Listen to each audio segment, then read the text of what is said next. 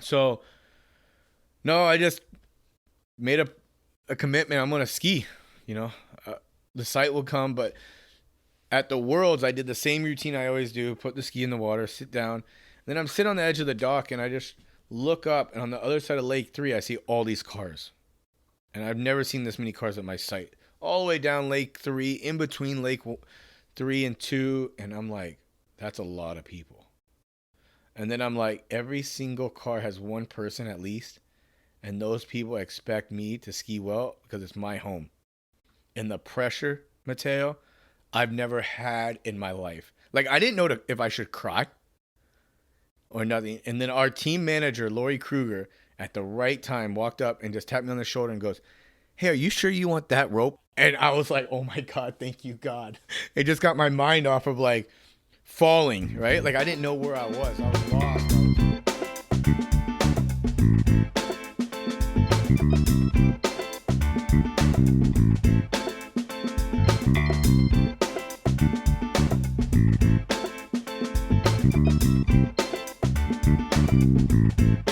Hello, and welcome back or welcome to another episode of the Water Ski Podcast.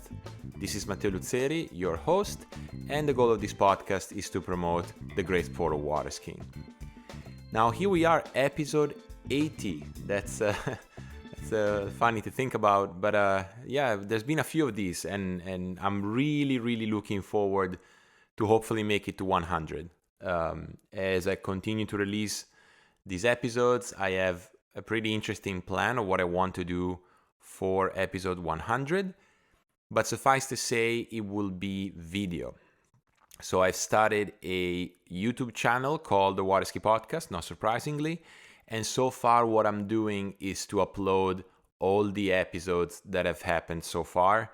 It's taking a while. It's a bit of a time-demanding project, but slowly but surely I'm trying to post at least 4 to 5 a week. And I would suggest subscribing to that because that's where episode 100 will be released. In the meantime, we got episode 80, which is the second part of my interview with John Travers, JT. Now, John is, as I said in the first part, is an ambassador to the sport. And I think in this second part, you'll really get to hear all the things that he's involved with that are not necessarily about his own skiing, but they are aimed at the betterment of the sport or the betterment of his ski school, product designing through edge bindings. So you'll hear a lot of the many sides, the many hats that John Travers wears. So without further ado, enjoy this episode and I'll see you next week. All right, John. So we left part one with, like the importance of masters for your family. And obviously you said, I've always been to all the masters because, man, my dad always had some skiers going. So we would do the trip. And here I really want to start to talk a little bit more in depth about ski school, right? So it's a family business that has been running for a lot of years. Now, obviously, the kids, so you and Chris are obviously involved as well. Maybe give a sense to a listener who has never been to your place, who shows up, at Jack Travers Ski School. What's the setup? What's going on there? Yeah, our place is pretty cool. It's on 120 acres. It has 2 little developments on it. When you drive in, you come in the main road. There's 2 entrances. The first entrance is to a little neighborhood my dad developed that has 17 or 18 little houses in it. And then you drive into the second gate that brings in phase 2 of the neighborhood and our ski school. You would drive down, and the road that you drive in will go in between Lake 1 and Lake 2. Lake 1's called Sarah, Lake 2's Sunset. You would drive down, there's another little development down there with 7 houses on it, or 7 lots right now. They're actually just starting the 4th house right now. And then we have our ski school that's on between Lake 2, Sunset, and Lake 3, which is Grace. And we have a few buildings there. One's my mom's office and our kitchen. Then another dorm. And then behind Lake 3, there's our bigger dorm. And on main Sunset, you have a main dock in our judges area where most people hang out. And that's where a lot of the skiing takes place, and it's the lake that we used for the slalom and jump part of the Worlds. And it's just a place that's pretty relaxing, chilled. Kind of reminds me of a lot like a snow ski mountain, where it's not pressured. You can go out and ski when you want to ski. You know, you can kind of just take your time, and it doesn't matter your level.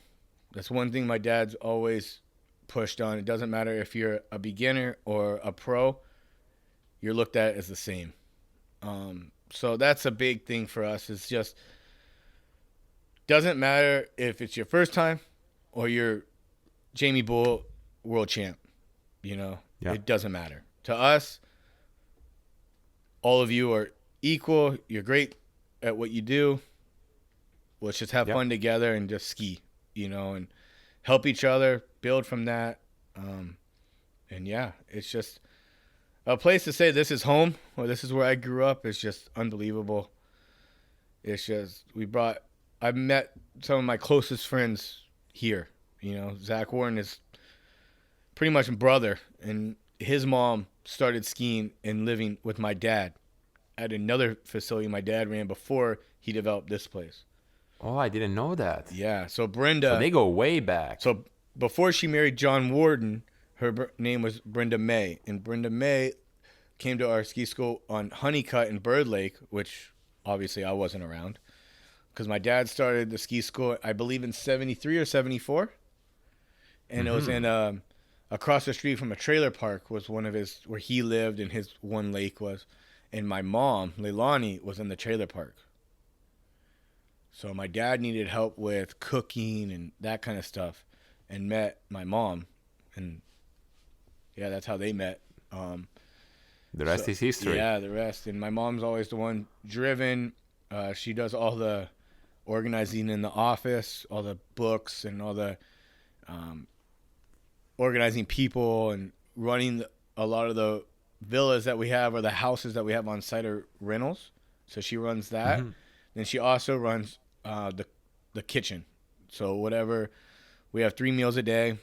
Some of the best food I've ever had, honestly. It's the same food service that delivers to Carrabba's and Outback and all those guys. The Cisco food truck drives in.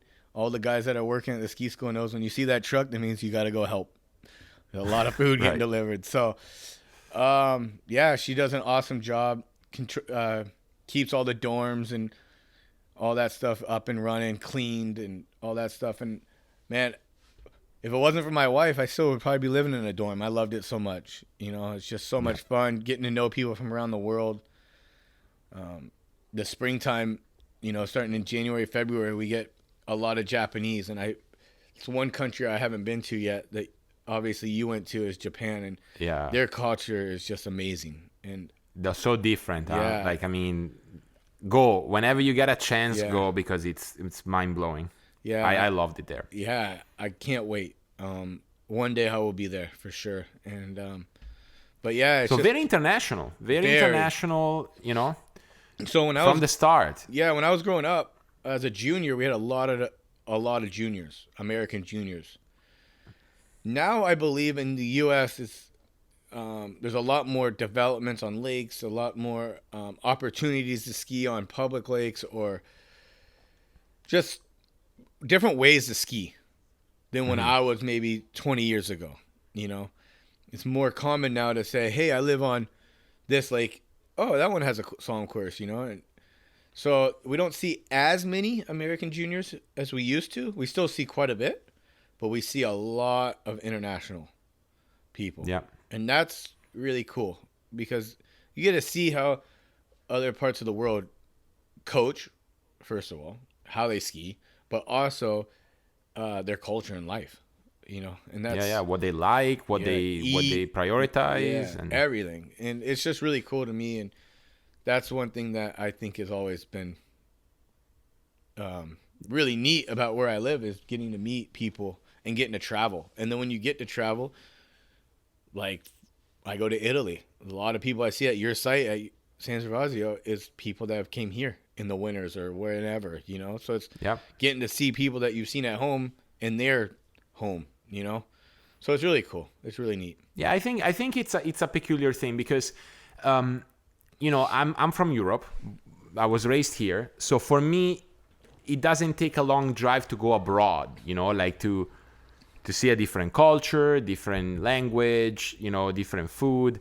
Whereas in the US, there are differences, but it's so big that it's not easy to get exposed to a different country, a different way of thinking. Yeah, the whole US and you is had kind that of the at same. home. Yeah, but you had exactly. that at home from the start. Like Eastern Europe, Japanese, Canada, European, South American. Like that was everyday life at ski school when you were growing up. 100%. 100%. And it's like, How cool is that? yeah, it's like some of my nannies or babysitters throughout the years have been from Colombia, or Australia, all over Europe. So it's been really taken for granted. Like, you don't really think about it on an everyday thing. Like, kind of how we said in the beginning, is like, you don't really remember. Like, for someone going from Europe to the U.S. for the first time, or U.S. to Europe for the first time, you remember that. But you Right. don't really remember the stuff that's like kind of everyday thing. So it was taken for granted, and now I look back and I'm like, man, that was pretty awesome. Like, just having those opportunities of, so many different cultures at your home all the time has been, and it was a struggle too at the same time. Like, a lot of people would come over for the Christmas break.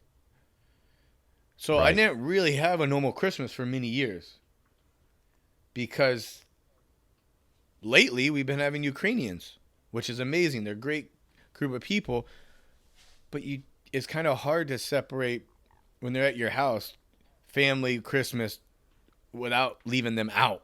You don't want to do that. Right.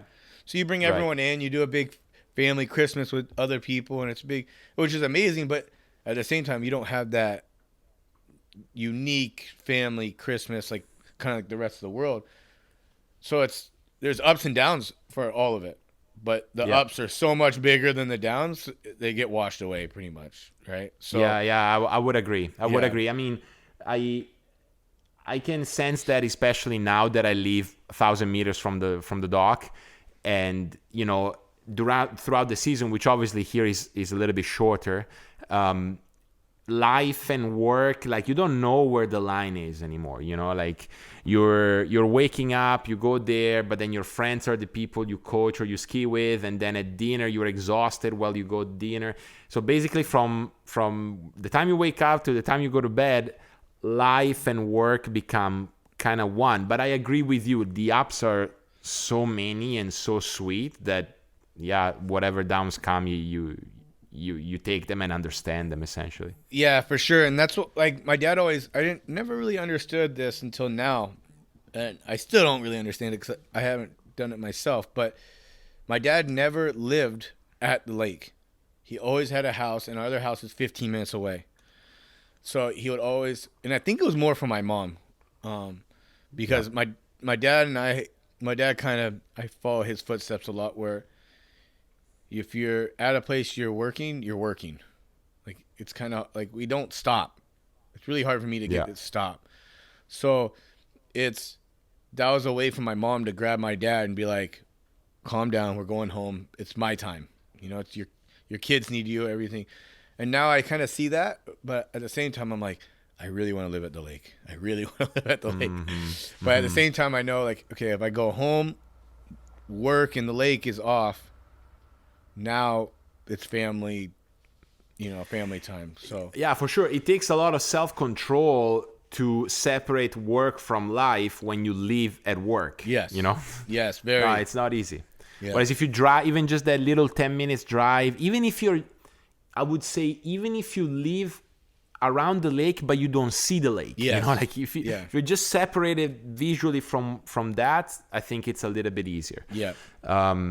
Although the argument could be made that now with technology and everything, you could, if you want to be just work even at home, sadly you can. Yeah. Like A lot. emails and Yeah, exactly. There's so much stuff that back when I was growing up, there was no high-speed internet at my house or at the ski school.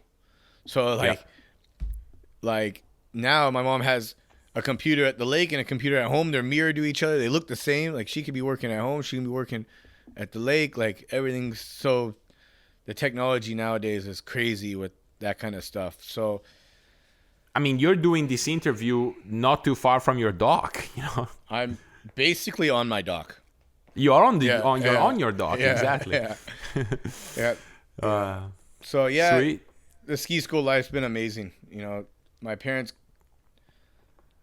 I honestly, there's not many things I could say that we should or they could have done differently or better to make our life any different, because I feel like I'm just trying to mimic whatever they did, because I feel like all the opportunities I had, man, it's all for them. Without them, I'm very, very little I would have. Yeah, it seems like a safe strategy. I mean, whatever they did worked, so might as well try to do as much as possible similar, and then, you know, you take the differences that you need. Now, give a sense of like, you know, obviously you and Chris are at the ski school, but maybe it's me observing differently and you can correct me, but it seems to me that the two of you are doing different things at ski school. Yeah. So, yeah, Chris is the guy kind of stepping in my dad's footsteps at the moment and organizing the lakes, kind of getting the skiers to this lake, that lake, controlling the staff, working in the boat a lot, like tons himself. Chris. And then my dad's also in the boat a lot. When we're really busy, he's in the boat a lot. And then when we're not so busy, he has his private lessons in a way that people request to ski with my dad. So he has that. And my side, between the tournaments and traveling and doing some other stuff I'm just at the lake taking care of maintenance on the boats if little needs to be done, on the jumps, on the courses, make sure everything in the water for the ski school is up and running, taking care of the pumps, all the little stuff around the site that needs to be done. And then I also do have, the same as kind of my dad, the private lessons. So if someone wanted to come and call my mom and say, Leilani, I want to ski 3 sets a day with John, she would book me in and I would be in the boat for those sets with those people. Because I know at this point, I talked to my parents and my brother years ago, and I said, hey, I love to be in the boat. I want to coach, but I also want to ski, and I want to do the stuff I want to do. So we kind of came up with an agreement that I will do the stuff I want to do. I will ski. My time will come when it's my time to be taking over and being full-time in the boat. But I figured if I wanted to be full-time in the boat now and just sitting there every day, all day, my skiing could take a plunge, you know, or not be at the level I think it could have been at, or whatever. So I'm just trying to give myself the best opportunities I can now for my skiing. And sometimes sitting in the boat would be easier than what I'm doing. That's what I'm saying. Yeah, because like, what I wanted to say is, I mean, a ski school like yours with like all the buildings you mentioned, 3 lakes, 3 courses, 3 ramps, jumps, 3 jumps. There's always developments around the area. There's so much to do out of the water that it makes you wonder whether your best time would be used on the water. Beyond what you want to do, like just what's the best for ski school, it's not clear, you know? Yeah, exactly. It's hard because, you know, without someone doing what I'm doing, then some days the courses won't be right. Like the jump breaks. Who's going to fix that? We're arguing. Who's fixing that? You know, it's my job. Jump breaks. Chris picks up the phone. Hey, the jump broke. All right, I'm right there. You know, or if I can't make it there, hey, just get it somewhat where you guys can still keep skiing. Tomorrow I'll be there. We'll get it done. You know, so there's the ups and downs with it all, and some days are pretty relaxed. Some days are brutal, and the brutal days was 2 months before the Worlds. You know, I had a vision at this place being at this level, at a level. And to get to that level took 2 months of every day, 5 a.m. till 9 at night, working, slaving. I had great help. You know, one of my best friends, Will Asher, saved me in many ways. He was out here pouring concrete a week before the World started. You know, we were building stuff, making stuff look better. I had to run 7,000 feet, 8,000 feet of wire to all the cameras, being the TC guru tech guy that I wanted to look like. So, but you know what? All that paid off when the worlds went by smooth. Nothing happened on the TC side.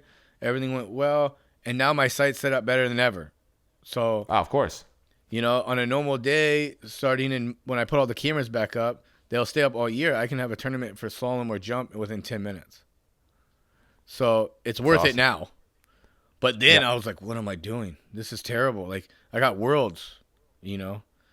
So it was something that unique I had to learn to, like, talk about that life between work and family. I had to figure out between three: ski, work, family. And family kind of, honestly, my wife was so strong. Having a new kid, or a newborn, 15 months old-ish when I started working, 16 months old for the project for the Worlds. She took a beating on her, you know, just being by herself all the time. The kid doesn't really sleep that well at night, so she's not getting the best sleep. They were staying in another side of the house than me, so I could get my sleep so I could go back and try to ski a little bit, right, and get the rest of the work done that needed to be done. So if she wasn't as strong as she was, the stuff at the site wouldn't have got done as well before the Worlds. So at the end of the day, I can thank all my helpers, but really it's Natalia for allowing me to do what was needed, you know? Yeah.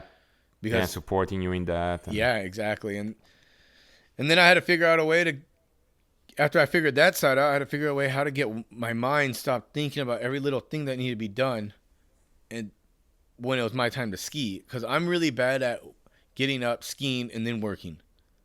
I got to, like, get my blood moving. I'd rather be, like, digging a trench and then be like, oh, I got to go ski now and go ski.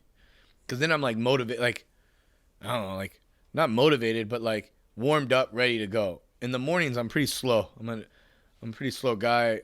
But so I had to go figure out a way to get on the dock and kind of just sit there for a minute. And the way I did it was I throw my ski in the water, put my feet on my ski, put my gloves on. I'm sitting on the edge of the dock with my feet in the water and my skis under my feet. And I would just stare in the water for a few minutes, just thinking of nothing except my ski set. Mm-hmm.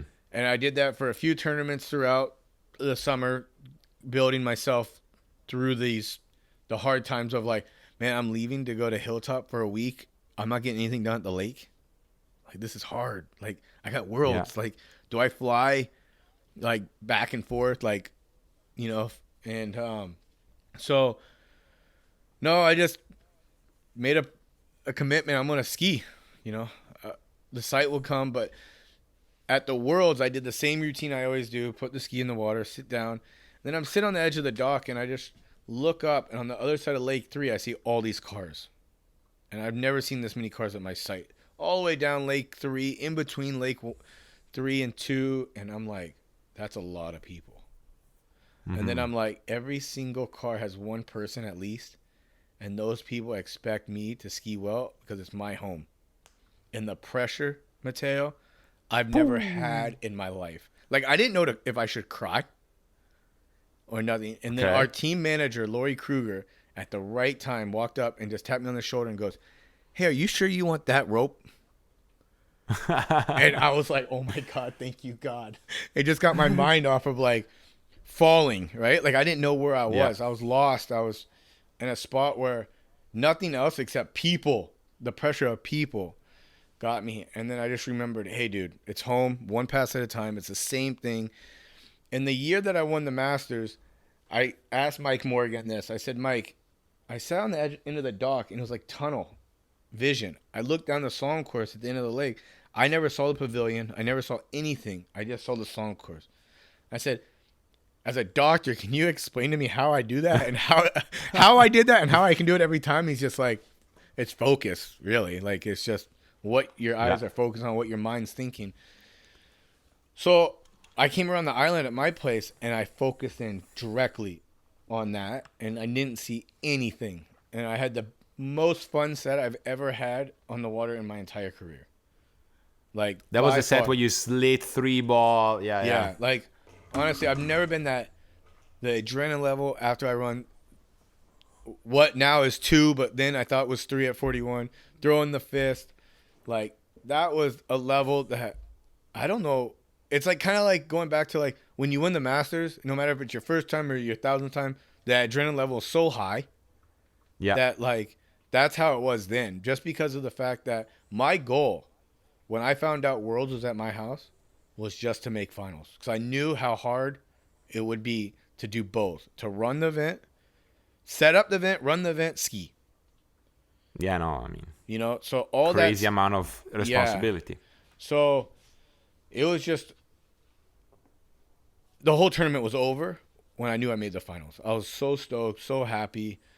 No, going back now, if I knew I was going to make the finals, that wouldn't have been my goal. But you can't change your goal, right? Like your mind's set, you're there.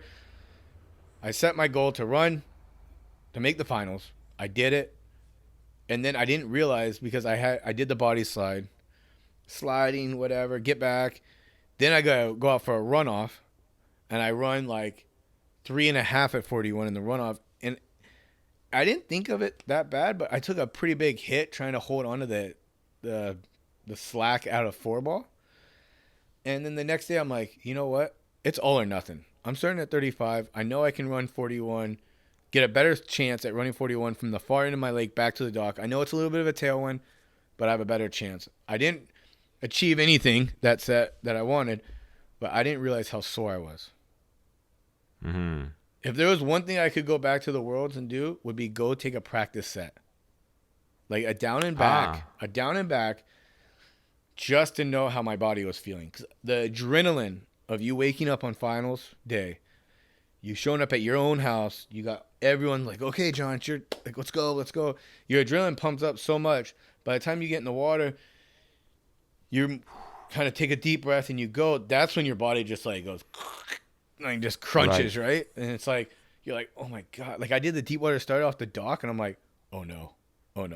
Like the neck muscles in my back of my neck from like the whiplash of me on the body slide and then the whiplash of me getting yanked out of the front of my ski. The neck pain I had going through the wakes, like I don't know if you've ever had like where you go through the wakes and your neck, it was just pain that I've never really felt before without knowing I was kind of not hurt but sore, you know. So no, because you had neck problems for years, man. We didn't even talk about that, but this just came, you know, after. And I mean, after 2 very intense sets to making it into the finals at Worlds, and I may say months of work, you know, like because it's not just computer work for you. Actually, it's quite the opposite. It's outside, driving vehicles, moving stuff. Like there's never. Yeah, and if you know what Florida's like in those summertime, it was brutal. Yeah. No, like I told my mom on Monday after the Worlds, Paul Fong was here, and I said, Paul, when's our next one? You know, I loved it. I was like, the only thing I didn't like about the Worlds is how fast it was over. Mm-hmm. Like it takes so long to set up and to make sure the event's going to run so well. You have Vince out here the week before, send all his stuff up. You have the tent guys out the week, but everything's taking a long time, and then within 4 or 5 days, it's gone. Poof. You have gone. More people you've ever seen at your site to the next day, no one. Ghost. Like, not even the homeowners aren't even coming out of their house. Like, no one. So I'm like, why? Where did it go? Like, it's already over? So I was like, when's the next one? You know? So, but yeah, this year in skiing and having the opportunities like that was just unreal. And I always said, like, running a place like this on 120 acres, having events like that always keeps your place up and running better. Yep. So that won't be our last big event because you need motivation to keep something moving. And if everything now at our site is done, just say it's perfect, right? In 2 years from now, it's not going to be the same as it's today. And what's our motivation to keep making it better and better and better? If it's working every day, that's not really motivation. Yeah. Right?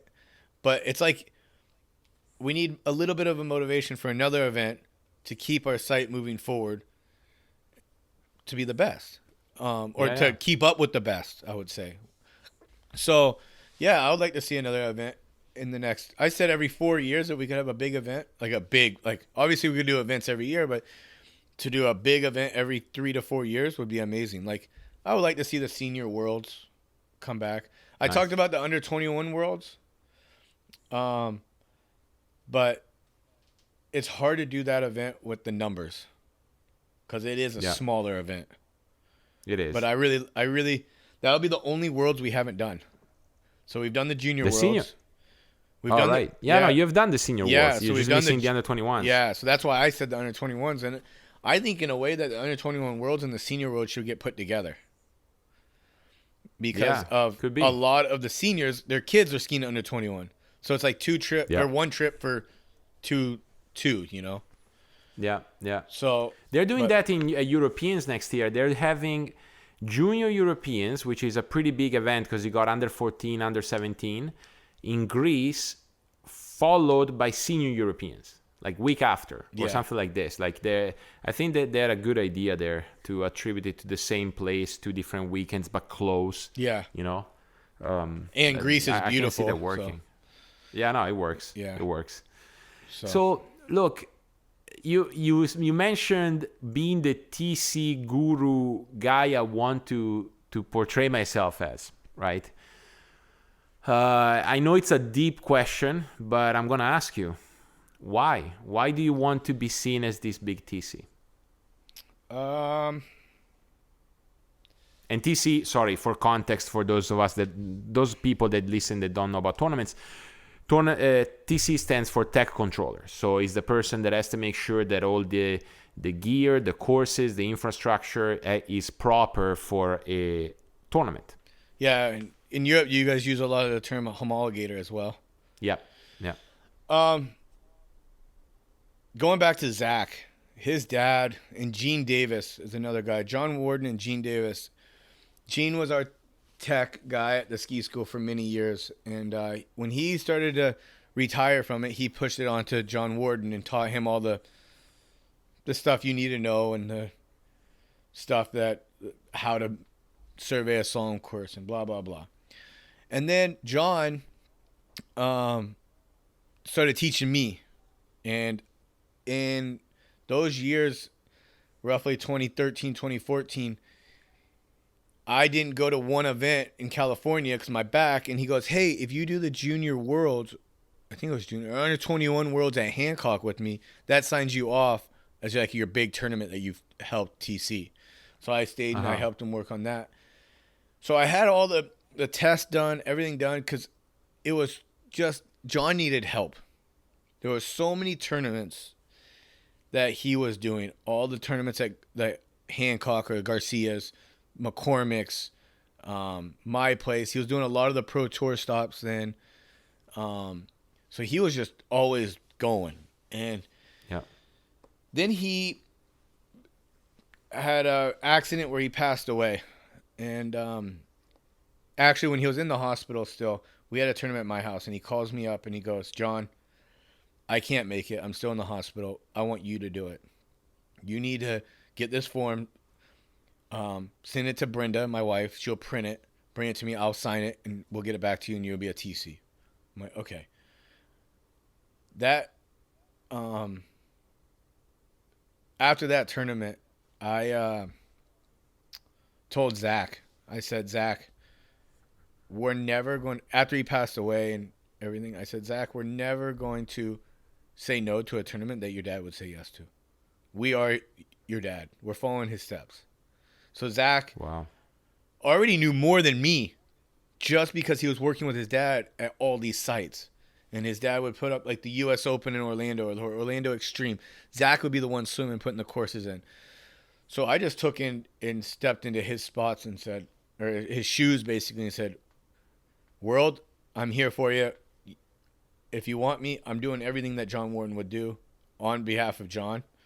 And ever since Gene Davis was still around, and he helped me out in the beginning after John, and just helped me with the stuff that John never got a chance to do.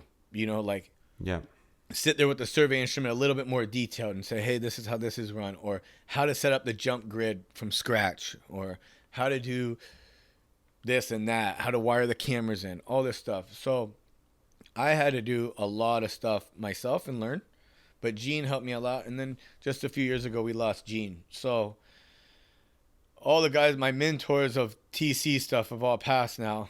And I'm just happy enough to say that I can do one step for the sport that these two guys that are basically like my second fathers did, you know? Yeah. So, yeah, Zach and I, on a positive note, Zach and I have traveled the world, Ukraine, Colombia, Chile, Canada, all putting in courses all around the world. And now Zach had a little accident a few months ago, hurt his back. So he was kind of out swimming for me. So I brought in Will Asher. And actually, but even before Zach got hurt, Nautique contacted me last fall and said, hey, our slalom course at Robin Lake needs to be a makeover. It needs a new one. So do you mind getting your guys together and going up there and seeing And do it. And I'm like, yeah, sure. So I said, Will, I need help, even if you're driving the boat. And he's like, no, I want to do more than drive the boat. I'm not going all the way up there to just drive a boat. I'm like, all right, let's get your dive license. So we went. I've been diving for like 5 years with Zach, but I never had my license. So Will and I kind of did this little class, got certified to dive, and now we got more equipment for diving and GPS stuff and survey stuff. And we went up to Callaway and put a course in when it was freezing. And, you know, it's just to help the sport in a way of putting courses in is very cool. It's our way, in a way of saying thank you, in a way. Like, it is a job. It is a business. We do get paid to do it. But at the same time, to say you're one of the best skiers in the world and you're installing the courses is really neat. You know, like Will really likes it because it's in a day where you can see a public lake or a body of water, and when you leave that afternoon, there's a slalom course in it.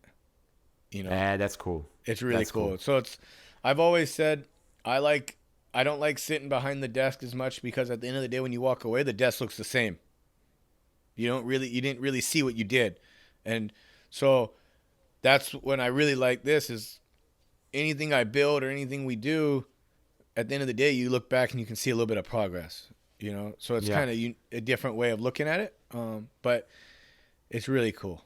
No, I love what you said, like about the desk. And this comes from someone that now is working a little bit more outside, but for years has been in front of a desk. Yeah. I totally feel you. Yeah. I totally feel you.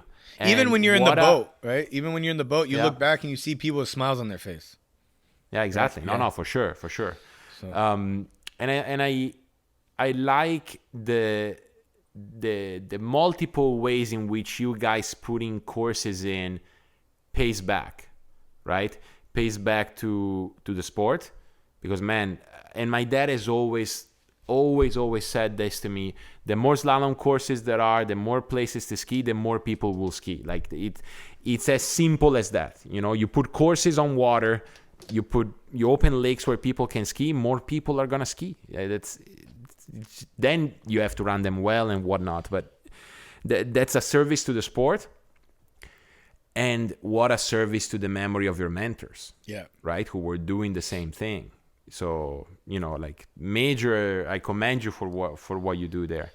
And also, it's not even as simple as putting the course in. It's putting the course in and making sure it's a good course. Yeah, exactly. That's the other thing. Yeah, so it was like to put a course in for Callaway Gardens for Masters, man. I've never had that much pressure off of slalom ski in my life.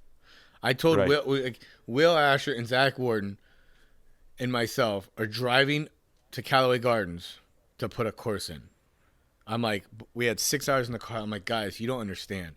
This is on my shoulders.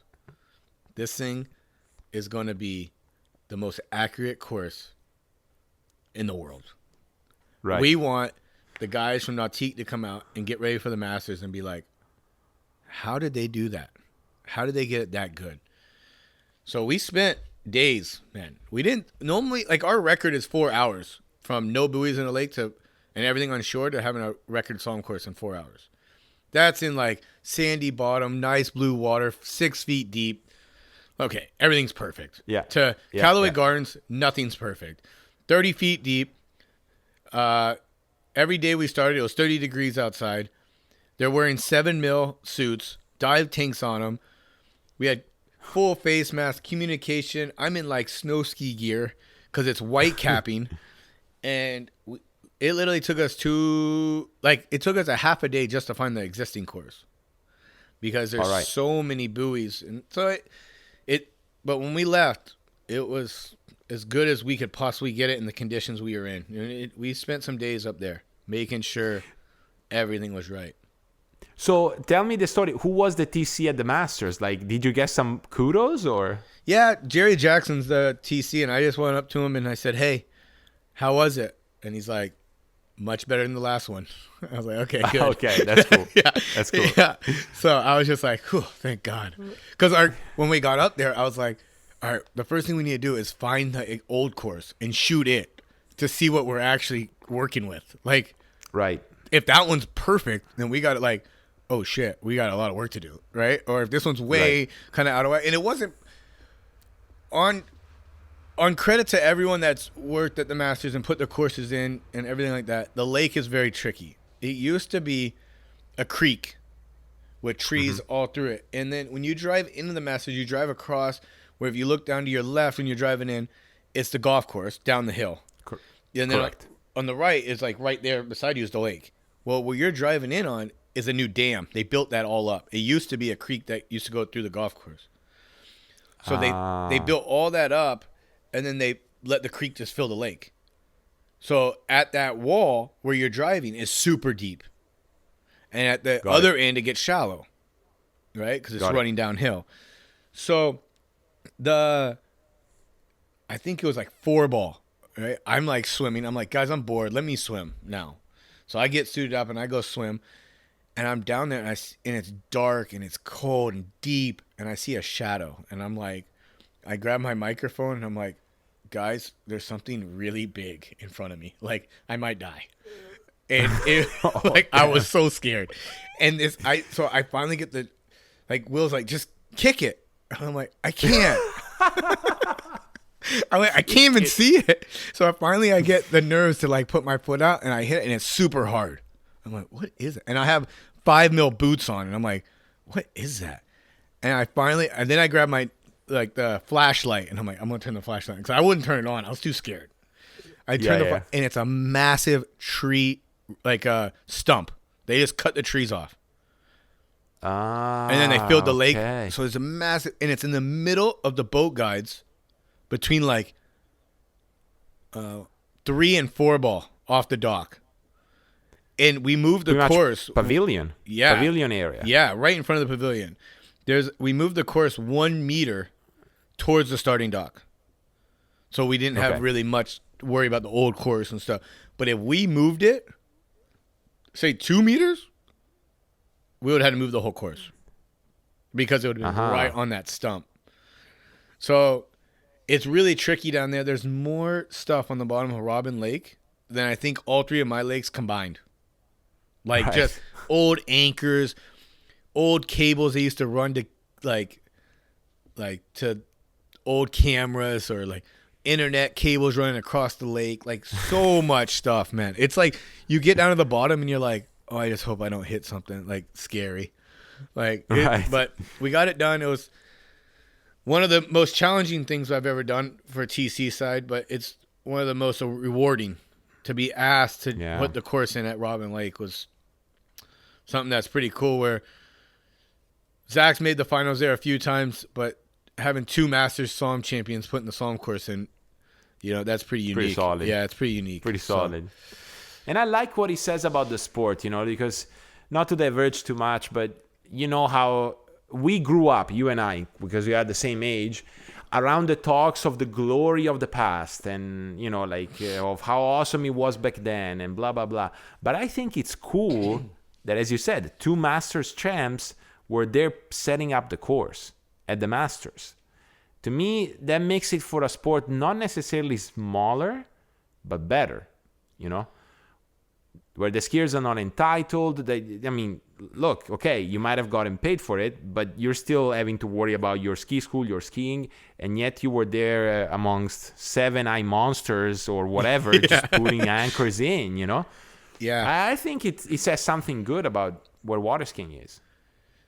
Yeah, and I just, anything that can possibly help the sport grow, putting courses on public lakes. Like I said, if we had, it might hurt our business, right? As a ski school, but if we had places like Okehili, every city had a public park with slalom courses in it, and you had to pay like $150 a year to run and you had your own boat. Our sport would be like huge. It'd be like baseball. Yeah. In a way, because now people have to like buy a boat, which is getting pretty pricey. You have to put a course in, like a good floating course that like I would ski on is like $6,000. Yeah, no, easy. Easy. So it's like, and then if you go to the European style, like your side courses that are dead on, they're way more expensive. Yeah. So it's like, if there was more public access to it, man, it would be unreal. Like if we had Okehili every city in the United States, just say, and we had one boat there for public use with a driver, just one. Yeah. Man, I think it would be pretty big. No, again, it goes back to what your dad always more said, sides you put in, more sides you put in, the more, and I think I told this to my dad, I don't know if you recall, but I think it was the last Euro Cup in soccer or the one before, Iceland got at the quarterfinals. Now, Iceland is 300,000 people country, super cold, like really cold, the name gives it, and they got to the quarterfinals. And I remember in the news, they were interviewing the Ministry of Sport, and they asked her, how did you guys make it to the quarters at the Euros? And she basically said, it's easy. Like 10 years ago, we had 16 football fields. Now we have 200. Simple as that. And the interviewer was like, what else do I ask now? Is that simple? Yeah, it's that simple. More kids could play soccer. They grew up playing soccer. They became better, selected the best ones. Boom. Yeah, 100%. So... And it's the two things, right? Is you put Okehili. Imagine if LA, Houston, Chicago, like these massive cities had a Okehili, all of them. Imagine how many more people would ski, how many more people would do tournaments, and I wonder what would be the cut for a world championship, because with so many people skiing on so many sites that well, like it's gonna take like. Who knows? Yeah. But it's I again commend you for doing that, because it's really cool. I mean, I follow you and Zach on Instagram. So you've been putting courses left and right on bodies of water, and what I like is that I don't know who commissions these courses for you, but it looks always proper. You guys get there prepared. You can tell that you want the course to be good before you leave. Yeah, for sure. Like when someone reaches out to me to do a course, I get every single thing I can think of in information. Like, what's the lake first, right? Address, or then I go to Google Earth and I go to the map and I ask them the depths, and then I go and find out on the charts what the depths are of the lake. And then on the charts, yeah, like on the internet, you can find like a map of. It's not very good. That's why I always have to ask them. But there's some websites that show you like if it's a older lake, public body water, it'll give you the chart of how deep the lake is. And it's like basically like rings, say if around the lake's perfectly round. It'll be rings around the lake, and the rings will say this shade of blue is this deep, the next shade of blue is this deep. All the way down to, yeah. I know exactly what you're talking about. Yeah. So it'll give you that. It's not perfect. Like obviously if I was doing it in the ocean, it'd be really good because they're always studying that. But so I get the depth, and then I just draw it out a lot of times on Google to make sure. Like I've been to places where I'm like, can a course even fit in there? You know? So I always draw it out, make sure it can fit. So yeah, what kind of benchmark you give yourself? Like what's the sort of like marker of length where you go, okay, this is enough? it matters if we do an 8 buoy course or a 6 buoy, but a normal standard course. 6 buoy course, you're probably going to want like from the pre-gates, a good one would be like 400 feet, probably like a really nice long setup. Yeah. You know, it can go down shorter, but every lake's a little different because it could be a dog leg, you know, like most lakes aren't perfect, like perfect ski lakes when you're going to a public body of water. But it's interesting when you get down to the bottom of some of these lakes and what you see and what the bottom's like, and you know, some of them are pretty nice and some of them are pretty sketch, kind of like Callaway. So, what's the strangest thing that you ever found at the bottom of a lake? I got a really good one. Go on. I was putting a jump course or a course in. I don't remember if it was a slalom or jump course with John Warden, Zach, on Lake Ivanhoe in Orlando. Yep. I grabbed something and I'm like, oh, that's unique. And I start feeling it. And I'm like, okay, that's. And at this time, we don't have scuba gear. We have this little air compressor and an inner tube on the surface with a line coming down to a regulator in your mouth. Yeah. And then down the line, we tied a pair of waterproof headphones. And we put them in our ears. And the waterproof headphones are plugged into a radio. And John is on the radio talking, and you can barely hear it in the bottom, but you're moving it. And then I kick something. I'm like, oh, what was that? And I grab it, and I come up to the surface, and it's the bottom delamination of a KD jumper, or a Kidder jumper. What? Yeah, and it was like 68 inches long. It was the whole bottom of it. So, yeah, that was because that was like when the Pro Tour was back in Orlando, way back. Right. Or that lake always had courses on it, so it could have been who knows some what. jumper that broke his ski and said, screw it. Yeah, exactly. So, yeah, I found that. On that, maybe it was Lake Eola on the next one. But Zach was in the mud, and the mud was over his head. So he's on the bottom, 25 feet deep. Mud's over his head. And a big mudfish comes and hits him. No. And he freaks out, swims to the top, yelling, screaming, get me out of here. He's done. Done for the day. Yeah. So, but since we've been doing the courses in the last 3 or 4 years where we got the right gear, and now when the diver's down there, we talk wireless to each other, to the shore. I don't remember anything crazy, you know. The lakes we've been to, 80% of them are pretty clean, pretty nice. You know, especially once you get going north. Florida is pretty bad because the water stays pretty warm.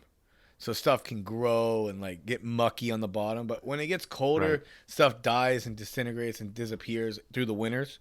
So the lakes stay a lot cleaner up north than Florida. So we haven't had any problems with gators or anything like that. So that's nice. Good. Yeah. That's good. Yeah. That's good. But what is tricky is when you're down there, like knowing which way north is always, because when you're going down, you can get spun around. You have no idea which way you're facing. So compasses, that's right. Underwater compasses we have to use. And then we're always aiming for every buoy has to be within a 2 centimeter of dead perfect. So yeah, it's tricky. It's fun. It's a game in a way, you know, see how many times. It's always a competition to see who can move this buoy the quickest to the spot, you know. Right. Between the three of us. So basically, you got someone at the computer, someone down, move to the left, and then you got to go left with the anchor. Yeah, when it's deep like that, and the diver stays down, we use the north, south, east, west, and then I'll be like north 2, east 3, and he'll move it 2 and 3 centimeters, and then he'll stop, and he'll come back. Okay, shoot that. I shoot it. Tell him again. Keep moving it until it's right. So there's a lot of learning, you know. Some people say our job's pretty easy. Yeah, when it's easy, it's easy. Yeah, no problem. When it's hard, it's really hard. It's really hard. Yeah. Like, so you get your ups and downs. You get the easy weeks or the easy courses and the hard courses, but I kind of like the hard ones more because it's a challenge. But the easy ones are always nice too. So yeah, for different reasons. Yeah. Now we haven't touched on edge, and I guess the question that I have for you, it's very simple. It's like, what on earth made you think that you could do a slalom, a binding, hard shell binding for water skiing? I just wanted performance. It wasn't sales. It's not as much as anything as performance. And the one thing that I looked at on most of the bindings was I wanted a binding that was still high and soft with a stiff bottom. So the bottom sole of your shoe or of a running shoe, just say, I wanted that part of it be stiff, right? So you have really good control of the ski. But then the sides and the cuff to be much softer than what we have. And at the time I was working with HO on bindings and stuff, and they just said, hey, let's try to work together on building a binding that we could use the original reflex release. Because our HO a few years back came out with the XO binding, the frame. Yeah. That didn't go over as well in the industry just for the fact that I think our sport is quite small and people don't like big change. You know, I don't know if that was a terrible design. You know, there were some very good things and not so good things about it. But in general, I thought it was something different, you know, and that's what our sport, at some point, is the equipment we have today the best we can ever have? Probably not. No. But we know that the reflex release is a good standard release. It has trust, number one. Got to have trust to have a product. Number two, is it safe? Yeah, it's pretty darn safe. You know, you don't see too many people getting hurt with it. And then I wanted to build a plate that had a bar on the front that didn't allow the boot to wear as much. So there's some bars out there that are more round that when the boot's in and out, it'll kind of dig in because it's pressure points on the boot. They'll dig into it. I wanted full contact from, say, halfway up the shell on the side all the way across to the other side. So all the way through the toes, across the top of your foot, and on each side halfway down your foot, I wanted good contact so there's not pressure points. The pressure point's the whole toe cap in a way. Yeah.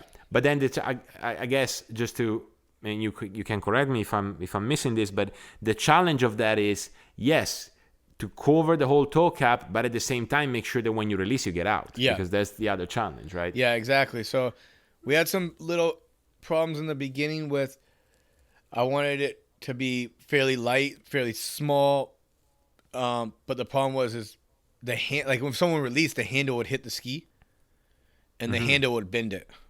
Or like someone put it on the plane, right? It would get bent. Or like when it released in a weird way, the binding, when you kick your ski, when you're releasing kind of, when you're crashing, it would bend it. So I had to go up, and that was another challenge of trying to design. And I worked with HO because they had the guys to draw it. They had the engineers, you know. So we come up with the ideas. They kind of help us draw it and make it work. So they came up with a stainless steel that's a little bit thicker. And then we changed the design a bit. And since then, it's been great. A great product. And then going down to the base of the plate. The base was a molded piece that's a mirror of the bottom of the shell. So the shell fits into this base that allows full contact of the shell to be with the plate. And people say, but isn't that like a normal boot when you put it on the plate? Isn't it when you release it or lock it in? Isn't it full contact? Not really. No. If you looked at the plate at eye level when it's buckled in, it's only touching at your heel and at your ball of your foot. So I wanted all of that to be connected. So I used to do that with Bondo, you know, when I used other boots.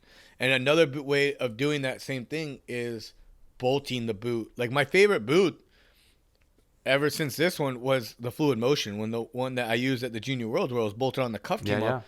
Because I bolted it directly and I flattened the boot to my ski. Like I made it like 100% contact. And that boot is another boot that's very soft. I really like that boot. I skied really well with that boot. But I wanted to come up with something that was a little bit easy, like the same release mechanism, right, as the reflex stuff, just so it's trust. Again, it's all about the trust. So, yeah. So the boot. But I think you merged, yeah, because I mean I use a fluid motion myself, and with the release system that you mentioned, so the binding is bolted to the plate, but then the cuff has to release from the bottom shell so that you can come out very similarly to like a rubber binding, like your foot comes out and stuff like that. I worked with Paul Jaeger on that design, on that, because I was like, I used double boots with his first design with the bullet relief in the back, kind of like what Nick Adams uses today. Yeah. I used that for many years, but at the end of the day, to test skis, I'm not going to spend 45 minutes setting up my ski. Like, I don't have time. So I was like, Paul, how do we make this where it's like super easy? Like, I think I even said something like, can I use two? Because he used a release very similar to the Reflex release, the Silveretta release. Yeah. But it was like a different model. It was the metal one. And I was like, can I just mount that with like double boots? And he's like, no, I don't want you to do that. Let's try this idea. And he sends me a few, and it's this cut version. And I was like, dude, that's something. There's something there. And I used it for many years. And then the big reason at the end I fell out with it was just for the fact that there was not a way, I couldn't figure out how to make a few cuffs the same. Mm-hmm. Right? Because I felt like the cuff I wanted, that was the soft cuff, the rubber, the plastic was too soft, so it released too early. Because it can flex. But other than that, it was a great boot.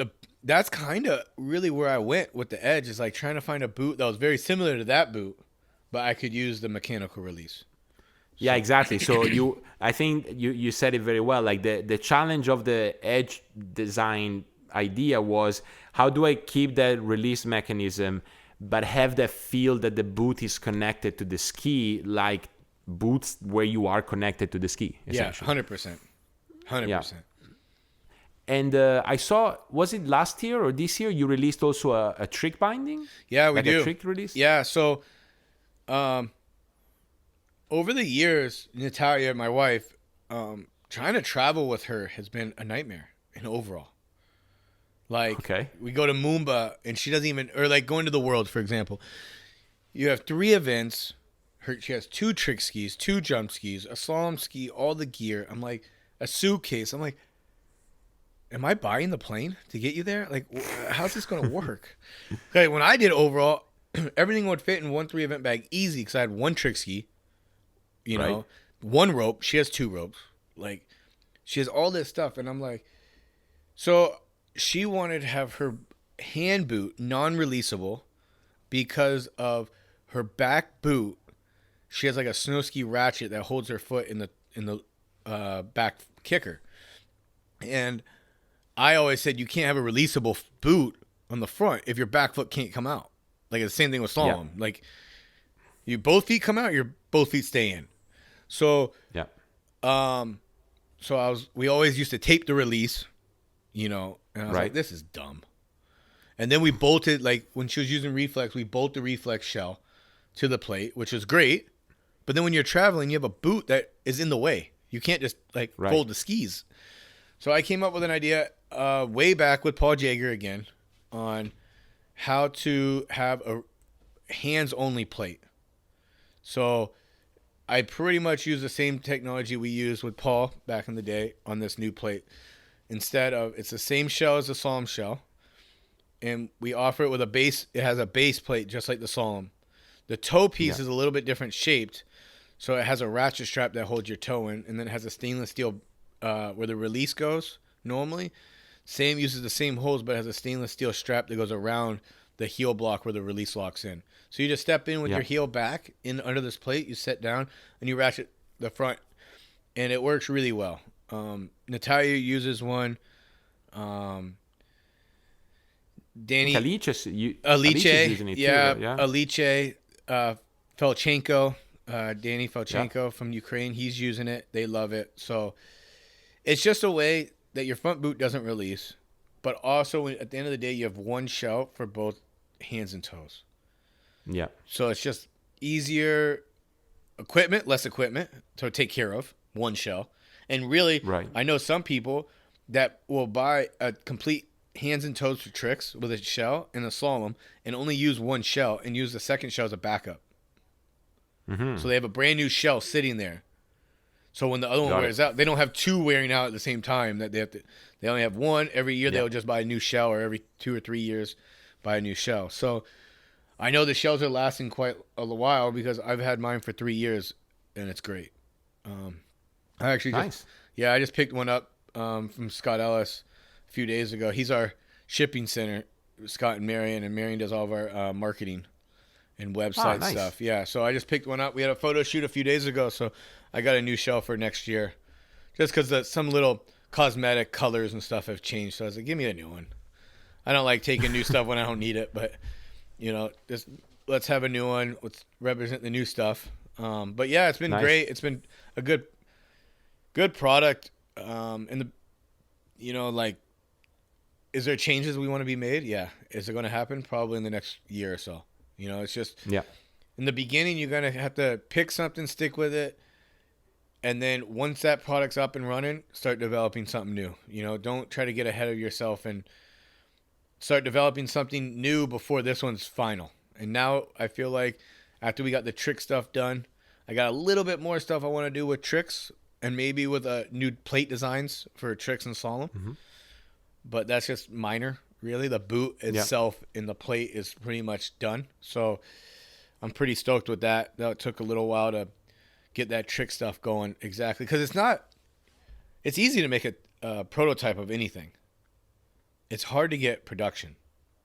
Right. So once you get that going, it's pretty more relaxed. Yeah, no, of course. I feel like now it's just work. Yeah, exactly. Now I just want to make a new plate for tricks where it allows the skier to have a back foot placement anywhere they kind of want instead of having to use required inserts in the ski. Mm-hmm. Stuff. Nice one. Little stuff like that makes your job, my job, setting up trick skis for students a little bit easier. Oh, anything you can do to take me even just half an hour a day away from the ski dock, I'll thank you. Yeah, exactly. I'll thank you. And I love the ski dock, don't get me wrong, but it's just like I'm spending a lot of time there. No, 100%. Sometimes it gets overwhelming. It's like I get people all the time, John, can you look at my fin? John, can you look at I'm like, I haven't even got to look at my fin in 2 days. Your fin's fine. Yeah, exactly. Or you have time for one, and you say yes to that one, and then before you know it, there's a line of 3 people. Oh, can you just check my ski to make sure? Yeah. Oh yeah. And I'm like, yes. But the best part is, I'm always like, this is something for the listeners. When someone adjusts your fin, always take a notepad and write down the numbers that they said they set it to. Because when someone comes to me and goes, can you check my fin? And I go, okay, what is it supposed to be at? And you go, I don't know. How do I check it? Yeah. You're not checking anything. Exactly. Right? You're just checking. I mean, you go factory maybe, but really, like, a few thousands off a factory can change some skis a lot. So, and I don't know what you think about this, but I've noticed, and this was, no, I don't think it will surprise you. Even good skiers, like people that cut the line, like they get into your 35s and 38s, they don't know to set up their skis. And so they have to rely on someone to set the ski up for them, which is fine, provided they learn how to do it at the very least. Like, and I'm talking basics, like learn how to hold on to the caliper. Like, what are the length? So you're probably going to laugh at me on this one. Go on. 2010 fall, after California Pro-Am, I finally convinced Dave Winger at HO for me to come ski with them. So he goes, after California, we're going to Marcus's to test. Come up. So I go to Marcus's with Dave and Will and Marcus, obviously, and Bob's there. Day one of testing, Bob hands me a ski, right? And goes, there's a sticky note, and he goes, set it up like that. And I'm like, what's that mean? Ooh. Yeah. Okay. So as of the fall of 2010, I had never used a caliper in my life. Mm-hmm. My dad didn't want me to because of, he probably knows me pretty well. Once I learned, I didn't want to stop changing. I always thought there was something better. So in the beginning of my years, he's like, dude, it's not the ski. It's you. When you're learning in the beginning, I understand that. But it is always important to understand how to set your ski up. I always had someone there to help me. And when I would go to tournaments, the night before I leave, he would use this metal thing. I think they're called like a finamajig or something. And he would like stick it in the fins of the holes and he would like make everything touch.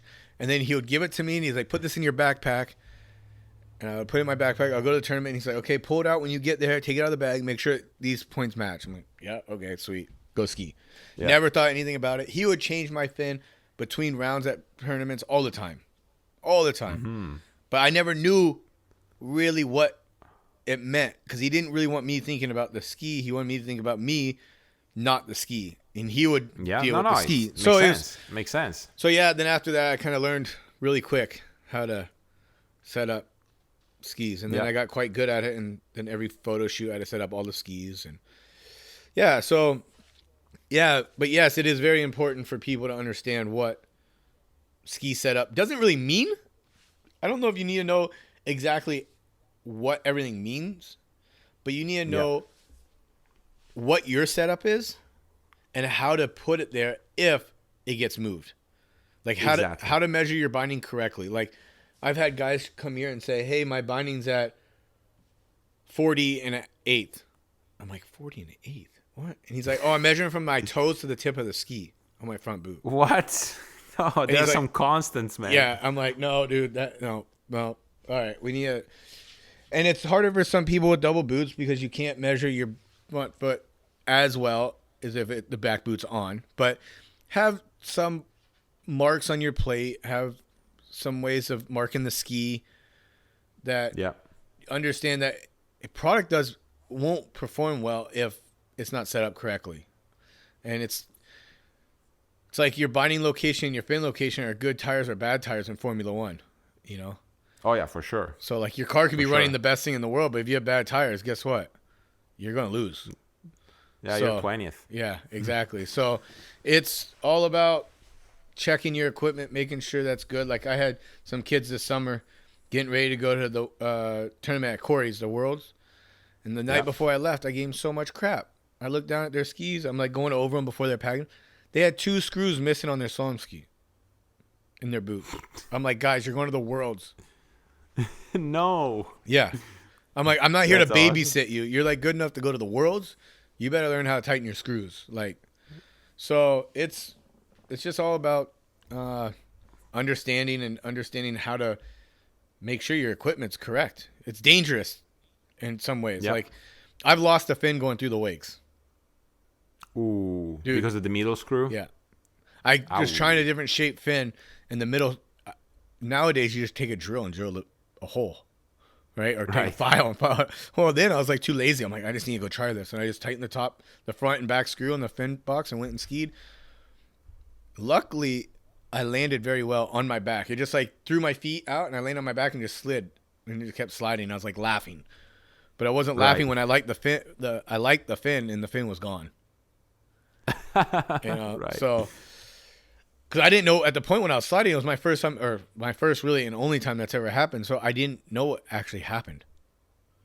Mm-hmm. So you just found yourself upside down and didn't know sliding why. On my back. So I was just laughing, and then I realized I lost the fin. I was like pretty upset. So importance of checking your binding screws, your hardware, your fins, your wings, all that stuff is paramount. Yeah. Your handle, the rope. You know, saw a rope this year break in a tournament. Nick Parsons didn't like that too much, you know? No. So, yeah, but it's just little things that'll make your skiing so much easier, you know, more consistent. When a coach changes your fin, ask him for the numbers. Ask him how do I check this? You know, that's every coach that I know will say, hey, this is how you check it. you know? Yeah, no, of course. I there's mean, not... I've learned this year. Yeah. I've learned this year for the sake of the skier and for the sake of my own time to teach them how to measure a ski, you know? Because generally when I set up someone's ski, I just put a sticky note with the numbers. But then I realized, man, these numbers mean nothing to these people. They have no idea. You know, they're just going to pass it on to someone else and ask them to do it. So, you know, just, hey, the ski dock is here, is available. This is how you measure your bindings. This is how you measure your fin. There's plenty of screws. That screw that you told me, like that I bought like 600 in the 2 trips that I did to the US. Yeah, those I got screws so many screws. Yeah, that's, you know, good. Because that's the other thing that I hate is when someone brings me a ski to check, and as you said, there's a screw missing. The screws, I can't even unscrew them for how many times they use the wrong Phillips screwdriver. You know, or not many ski companies when you buy new skis give you screws anymore. You know, normally they come with the boots. But if you didn't buy new boots and you're coming from, say, an HO or a D3 to an HO, right? The D3 screws can be much longer than an HO. So different inserts. Yeah, different inserts. So there's a lot of things that people don't know, that don't need to know in a way, but they just need to know that, like, have your equipment there, right? Like, when you come to me, say, hey, I got a new ski. I don't have hardware. Do you have any? You know, don't try to use hardware from one ski brand to another because it might not work. Like radars always doesn't work on HOs, those big black screws, you know? Right. The one thing I do know is if you get HO screws, they do work on most skis because they're shorter. So shorter screws will work on other skis, but longer ones won't work on some other skis. So, yeah. So it's just, I don't know. That's one thing in our sport we don't have, I don't think. But there's not, maybe not in many sports, there's not that, is the knowledge of the little things, the technical side, right? Like, yeah. But I don't know, like, which do you think it just comes from experience, or, you know, like, you know, you screw up, you know, like you said before, like didn't put the Milo screw, lost the fin, it's all on my back. Yeah, it's all experience, you know? It's all trial and error, right? And watching from me and for you that have a lot of people around us, you learn from them. Oh, right? for sure. Right? You like watch a guy come in with, oh, I got this new screw. It's so awesome. Oh, that don't work. Throw it in the lake. You know, like throw it in the trash. Like, but like, you just learn from experience, from knowledge, from learning from other people. But yeah, it's like a topic that's weird. It's like jump fins. Probably not even many jumpers know that every jump fin won't fit on every jumper. Like if you take a D3 jump fin, doesn't mean it's going to fit on a Stokes jump ski because the hole pattern could be different. And back in the day, it was never different. Like all the ski companies had the same 5-hole or 4-hole jump fins. Now, like Goodman, you can move their fin 3 locations. You know, Stokes had the same thing at one time. Goodman has like 3 different depths, I think it is, or 4 different depths of jump fins now. So it's they're getting a little bit more techie too, but a lot of jumpers don't realize that because they buy a jumper, they buy a set of jump skis, and whatever's on it's on it. Right. You know? Right. So, but yeah. And I think in the jumpers, especially the whole thing that you and your dad had when your dad said, think about yourself, the jumper, I think, is even more attuned with just like, I got to think about where I turn, where I go, you know? Yeah, 100%. So maybe the last thing they're thinking about is maybe there's a different position of the jump fin. Yeah, and the only reason I know that is like you're on the dock and someone breaks a fin. You like run over the next, no one has a jump fin available and you got 3 minutes. You're just running to the next set of skis you see and taking the drill and you get down there and you're like, oh, that one doesn't fit. Go to the next one. Okay, your 3 minutes is going up pretty quick when you don't have a spare jump fin, you know, and you're trying to get it off another ski and that one doesn't fit. And so, yeah, it's, it'll be interesting to write a little thing on ski, I don't know, being a nerd about little stuff, you know, like the little unique things. Who would you like? So let's say that I was to do an episode about the little things. Who would you suggest me as guests? Oh, you would have to have Will because he knows. Well, Will would have to be there. Yeah. Will. I think you got to get someone from like the old guy. Like Wade, like from back in the day. I would say like Andy, he would know a lot of stuff, but obviously, but yeah, Wade. Who else is geeked out on that stuff? Marcus, like Yeah, all Marcus would know. yeah, all the engineer type of mindsets, like they all those guys that are in the sport, developing new product, learning, like, man, trying to find a nut that will hold a binding on, or hold a buckle on a plate without hurting the liner. Oh yeah, Right 2 months there. project, Dude, yeah. that's okay. That's yeah, And then we it haven't won't even rust. gotten into kickers. We Yeah. haven't gotten into kickers. Like there's so much. Yeah, it's just there's so much little things that no one really thinks about from behind the scenes of a product, right? But to me, it looks like this process, because again, it's very hands-on, but theory, right? Like, so, okay, this thing, if I do it this differently, should do that. And then eventually you got to go out and try it. And you would have loved this. I had a conversation with one of our club members who's a former physics professor at a big university here. And he did fluid mechanics. So Claudio and I just cornered him and said, hey, can we do a study on fin behavior in water, like proper? And he said, impossible. Like, it would take so much money to do it, simulations in labs. It's just too many variables. Like, just the fact that the fin doesn't go straight but goes on an angle makes the problem way more complex. And he said, the only way you can test things is kind of like the way I see you guys do it. He's a jumper, just jumps. So slalom he just watches. And he said, yeah, I see you guys have an idea, try something different on the fin and go test it. He said, if you are methodical in that, that's the best way to learn such a big problem, So you can do tests in labs. It will cost you like hundreds and hundreds of thousands. So I was saying all of this because do you enjoy that process? Like, do you like to go and tinker with things and try and see if what works? And 100%. 100%. Love it. There's not many days that I stay on the same fin setting. So I'll have a setup that is ready for a tournament. Right? Got it. It might be a fin setup, binding location on this particular ski, or that ski might be put inside with my bindings on it, fin, everything ready for a tournament, and I'll have a second setup testing a different ski, or maybe the same ski but with different fin settings and all that. So I'm always trying to, mainly I use my ski that I'm going to ski in tournaments on and just keep tweaking it. And then if it does, I don't find anything better, I just go back to my baseline numbers.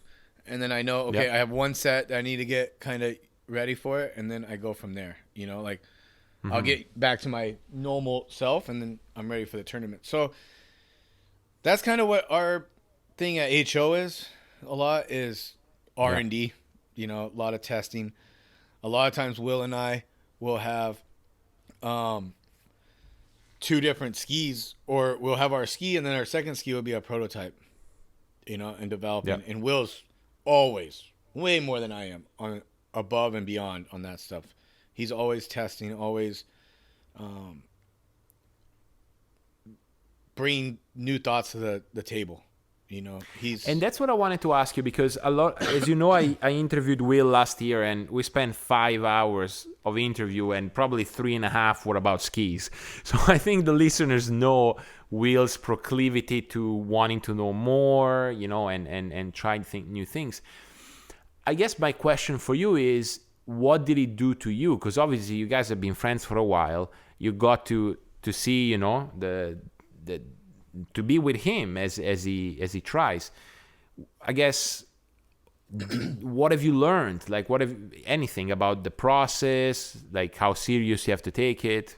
Yeah, take it where you want. Yeah, a little bit of everything. Just with Will, I learned so much stuff. It's unbelievable. Like, how important, like, the setup is. So for a fact, like, you can take sandpaper, like 200 grit sandpaper, and do one time up and down a ski, and the ski is completely different. So Right. I never would have ever really thought of that on my own. Like, I don't know. You give me a adjustable fin box and slots in my bindings that I can move, right? And like, okay, I Right. have a flex machine. I know how, okay, I can make it softer or stiffer, but I didn't realize 200 grit sandpaper will change it. I knew, okay, bevels, different size bevels, different round, sharper, this, that. I just didn't really realize that, well, I can change the bevel by hand, you know? Hmm. I still really haven't had the guts to really just take a sandpaper to the bottom of a ski. Right. I've done a little bit, but not very much. But yeah, he's the bevel master in my mind. He's done so much of it over the years that he's from everything from reshaping a ski at home. You get a ski in the mail from HO, he rides it and he's like, okay, that was our version 1 of a new ski, right? He gets it. And he's like, well, I think it needs this, this, and this. And he goes in there and Bondo's stuff on it, sands it down, reshapes the bevel, does all this stuff, changes the flex, crazy amounts of stuff. And then you ride it and you're like, that was the same ski? And he's like, yeah, I just worked on it. I'm like, dude, that is 10 times better. You Right. know? And a lot of times, it took me, my first time I ever skied with Will was in the fall at Marcus's in 2010. I probably Oh, didn't, that trip that you said, yeah. yeah. I don't know. I signed that January with HO in 2011, the year I won the Masters. And then I did not ski with Will, really. Like, Bob would come in town. And I remember getting the invite to Will's house, but like Dave would be like, all right, John, you're allowed over. Don't go in Will's house and don't go to his shop. Just like hang out in the yard. I'm like, Right. okay. And you're not allowed to ride in the boat when he skis. I'm like, damn, this is not like home. Okay. This is like serious. This is like serious. So I'm like, and for a little while, I was like, I didn't like going over there. I was like, No wonder. yeah, No wonder. I didn't like it. I was just like, I feel like I'm not wanted. So I always asked Dave and Bob to come to my place just because. But then Will got to know me, and then it opened up where he's like, hey, dude, let's ski, let's train. And we started training together, skiing together, traveling together, roommates every weekend, to now where, man, he's one of my best friends. You know, like, Right. honestly, I call him for everything. Like, when I had my baby, and Natty and I are struggling, we're tired. You know, these nights are so different than what we're used to. Him and his wife, Nicole, would come over and cook dinners for us, you know, and, like, hang out and give us entertainment when we needed it and stuff like that. So, it was just, he's a really good guy, and just to get to know someone that is so driven in something is really cool. Like, the guy is, like, 2 days ago, I was driving to the store. I pulled out of my house, pulled down, he's biking down the road. You know, he's 10 Right. miles from his house, just biking down the road. You know, so he's a driven athlete. He's going to try. He tries and develops and tests more than anyone in our sport. That Oh, I for see. sure. That I see. For sure. That is, in my eyes, at least. But yeah, it's been a fun few years skiing with him, and you know, every year it's just more fun. And this is one of our first times right now that we have a new product that we're testing right out of our season. Normally it's like development stage, drawings, theory, all that stuff through the winter, and then in the spring we get Yeah. the product. This time Right. we used the summertime theory, talk about it, drawings, skis in the fall. We got it already. So now Yeah. it's not, for me, Will can take 6 months off, come back first set, know if the ski's good or bad. Me? Oh man, I need like some sets back. I need to like understand my own self. If it's me, the ski, whatever. So now Yeah. it's amazing. The weather's pretty nice. We get to try some new stuff. Like, we're just coming off a season, you know, like, And what a season. yeah, and we're fit as we would be, you know, so it's really good. It's fun, you know. So we're skiing quite a bit now, still trying to develop for something for 2023, I guess it would be. So Right. Yeah, it's really cool. So Look, JT, I want to give you a space to say thank you to whoever you want. This is your gratitude time. Use it the way you want. Yeah, throughout my life, my parents, without them, obviously I wouldn't be sitting on a dock right now. Right. Taking the risk of adopting someone is the hardest thing probably anyone could ever do in their life. Now being a parent and it's me thinking about getting someone that you don't really know, you don't have any history on or anything like that. It's really scary. And fortunate enough, my parents did that with me, and I'm here. So thanks to them for being who they are. My brother, always been the biggest supporter, biggest help. I call him anytime he's there. He's an amazing guy. My wife, being an athlete of her level to drive me and keep going, pushing as hard as I can is unreal. And then just my family and friends, Zach, Will, H.O., Natik. Without H.O. and Natik, man, if I didn't have a boat sponsor, it'd be hard to ski. If I was a normal civilian without a ski school, it'd be very difficult to be able to afford a boat to be able to go ski. So thank you to Natik for supporting us, letting me get a boat to use for the year. Like, it's and one of the best boats. It's a great boat. It's top notch. And then HO always giving us the best product we can ask for, letting us design our own product, letting us push the limits in ways that we didn't know we could. Having the engineers behind us, Dave, that 5 years ago, stuff that we're doing now, it was not even thought of. So it's really cool to be with companies like Natik, HO, even the binding company that I'm working with. Thank you, Edge. I just got a new sponsor this year that's great. It's touchless covers. They cover your boats. You just hit a button and the whole thing goes down. So those guys have been great to me this year. It's everyone else all the way back to when I was a kid. Thank you, Ronnie, Brandy, the Hunt family, the Jaqueses, those Regina, Renee, her parents are always very nice to me, very supportive. So it's been a lot of people around to it's not a one-man project here with me. It's been a lot of people. So it's been a great journey. It's not done. We're moving forward. We got 22 coming up. Hopefully we have a big season. We can go to Mumbai. Right. I really want to go to Mumbai. Right now the flights are way too expensive. But hopefully everything calms down. Like to see this COVID thing kind of go away so we can go back to real life, Right. Normal life at least.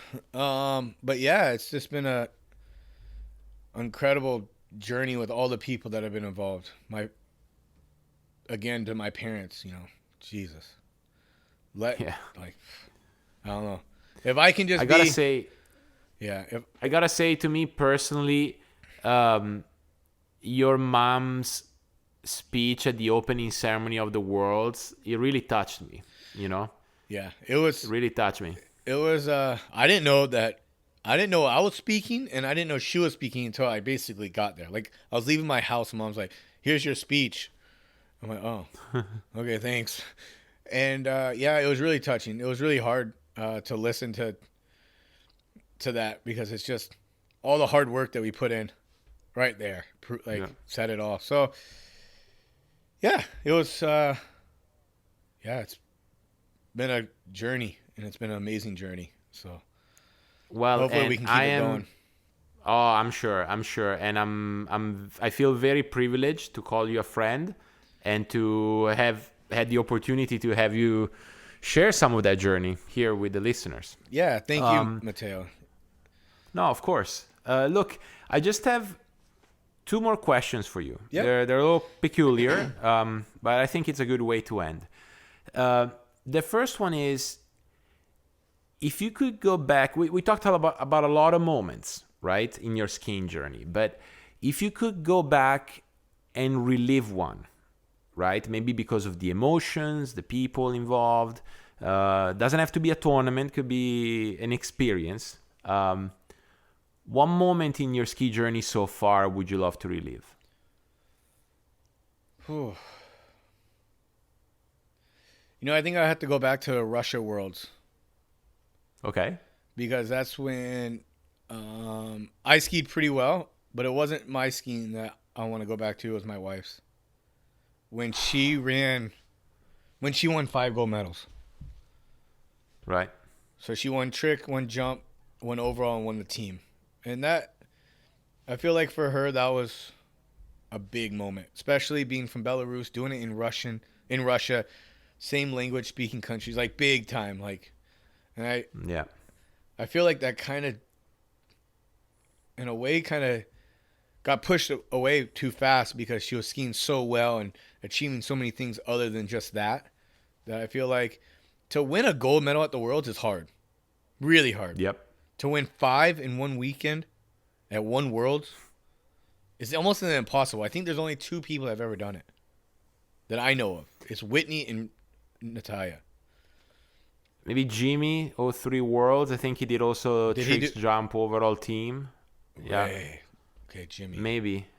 Yeah. But I mean, it's an impossible feat, Yeah, it's almost like there's only 6 you can win. And when you win 5, it's man. Yeah, exactly. I got a bronze at the Worlds on the team that year, Right. So and that was a team event, so that was a lot of fun. But that's the one I think, that one or my Masters win, just to kind of bring that back, because that was such a great emotional time for my family as much as for me. Mm-hmm. It wasn't just. I love how you chose 2 moments, but again, they were about not just you, but like the people that you mentioned in your thanks, and I think it says a lot about how you see water skiing. Sorry, go ahead. Go ahead. No, Go ahead. The water skiing's a family sport, big time family sport. There's not many people in our sport that say they're not in it with their family, or their family didn't get them into it. Yeah. Very, very rare. So it's not like you went to high school or middle school and you picked up water skiing. This is something that normally your parents have done, or their parents have done, or a friend of a family friend did, and they brought you in. Something in the wording of family is going to be there normally, So I always bring back, if I didn't have my family, I wouldn't be doing this. And without, if I don't, so that's why it's always about when I go back to a memory, I always bring back what made us happy together, not just myself. And normally the times that I always go back and I'm like, I was super stoked about that. My family was right there always. That's cool. So it's really really cool. And so the following question, and take your time, or maybe you've already answered, I don't know. But the last question I have for you is, what does water skiing mean to you? Yeah. Kind of that family. The first word that brings to water skiing is family. Competitive. Yep. Family, competitive, healthy. It's a healthy sport. It's in a lot of ways. Yeah, it keeps the people in it. The people, you got it. It's activity for your body. Like everything is moving. Everything is a positive in our sport. I feel like it's such a small sport in a way, and a healthy sport, right? Like it's just, there's not too much stuff in it that's not super exciting, and So it's just, you can do it for a long time. Very long time. You got your seniors. Yeah. Yeah, we got guys jumping. There's a guy in the States that's like in his upper 80s, man, jumping 100 feet, close to 100 feet or something. It's crazy. Like, crazy. It's insane. It's a good word. Yeah. Every time I see him, I'm just like, I hope I walk as good as you when I'm your age, like. Right. Not right. So, but it's just about family, health, and competition, people, the people in it are great. It's a big family, It's a huge family. Even even the toughest of competitors to each other, at the end of the day, they're pretty much good friends, or they can have a conversation together and whatever. You know, it's not like Right. some of these other sports where they're so competitive that they forget that we're still all human, right? Like we're all Yeah. I would agree. It's particularly the sports. I don't want to say that the more money there is, the less of that you see, but kind of, Yeah, you know, like I don't think, you know, Federer and Nadal would, you know, just say, hey, buddy, let's go for a beer, you know. Like, yeah, exactly. let me introduce you to my friends. No, I don't think it happens. It's kind of like any skier ever asked Nate Smith to go have a lunch with, Nate's never going to say no. He'd be like, yeah, let's go. You know, Right. He's the best in our sport right now. So it's like Nate's always open to everyone. You know, he's a super nice guy to everyone. So it's different, you know, like Will, kind of the guy that's the quieter guy on the scene. But when you get to know the guy, he has the biggest heart. You know, he has one of the biggest hearts. So it's and that's part of why I did this podcast, you know, like 2 years ago when on a plane I said, screw it, I'm going to do it. Like a lot of it is to tell these stories, you know, which to the regular skier, you know, pro skiers, world champs, they seem like these, you know, people that are out of the ordinary, and they are. Otherwise, they wouldn't be world champ. But at the end of the day, it's nice to hear their journey into the sport, what they like, what they don't like, what they focus on, how they see it. Yeah, you know? 100%. And I'm super stoked that, you know, you took your time plus some technical issue time to spend it here with me and share your side of the story. Yeah, it's a pleasure. JT, it's a pleasure. JT, thank you so much. Thank you, Matteo.